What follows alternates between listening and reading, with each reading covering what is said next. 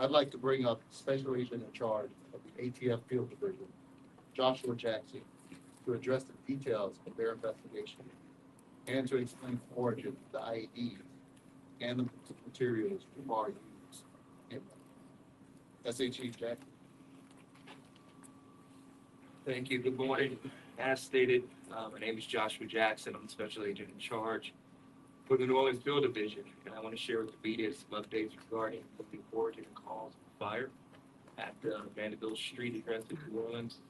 We'll update you on information we developed with firearms that were recovered from the scene, as well as discuss the explosives material that were recovered in Houston and here in New Orleans at the Vanderbilt Street address. I'm going to close out with some comments about our victim witness coordinators. As to the fire, it was determined by the investigators that Jabbar drove from Houston to New Orleans by himself. Throughout his entire time at that rental location in New Orleans, he was the only one seen coming and going to that location. He left that location at 12:15 a.m. They had been attacked, and that's when he set the fire. We know this because at 12:17, the Nest thermostat converted over from heat to cool. The whole time and during his stay, the weather had been cold, and the heat was running inside that residence. It changed roughly 2 minutes after he left because the thermostat indicated that the temperature was rising inside the residence, and they tried to keep up with the fire that was growing inside. Explain what happened with the fire. He used an open flame in the linen closet area next to the washer and dryer, and a closed-off hallway centered into the residence. This hallway leads into different rooms of the house, bedrooms, front room, kitchen. Using this open flame in the linen area, this caused the fire to grow. He also set half-gallon of the accelerant gasoline, a plastic gasoline container, in that hallway. He also poured accelerant in different rooms throughout the house. I believe he did this, and his hope was to burn the firehouse down and hide evidence of his crimes.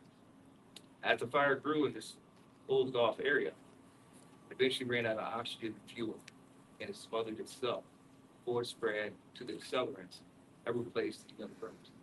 That's why the house did not burn. At 5:18, neighbors smelled smoke in the air, and they're the ones who contacted 911, and that's when the New Orleans Fire Department showed up at this residence and put out the motor fire that was there, and that's when they observed materials inside the house and contacted the ATF to secure that location.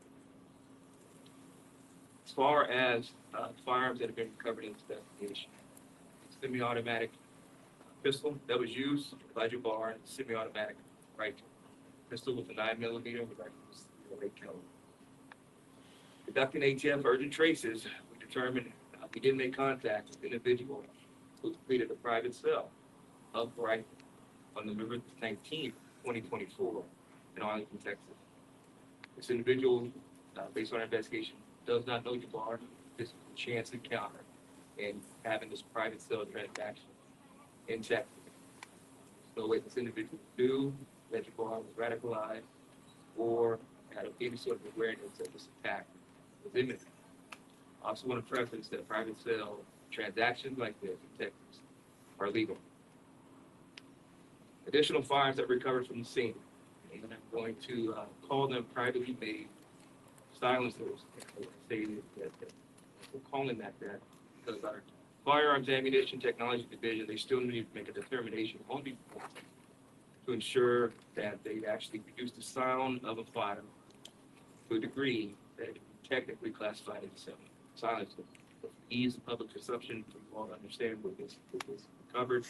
What was recovered was the privately made silencer on the rifle that Jabbar was using in an attempt to muffle the sound of that rifle as it fired. We also recovered privately made silencer inside Vanderbilt Street address, along with the explosive material. There's been reports in the media about the explosive material that was recovered. That is something that is only found overseas. We'll provide more information. The explosive material recovered at the Vanderbilt Street address was field tested by a chemical identifier by bomb techs with ATF and FBI. It's field test. Tested as arsol. Arsol is very similar in look, texture, and chemical makeup as RDX. It's all readily common and available right here in the United States.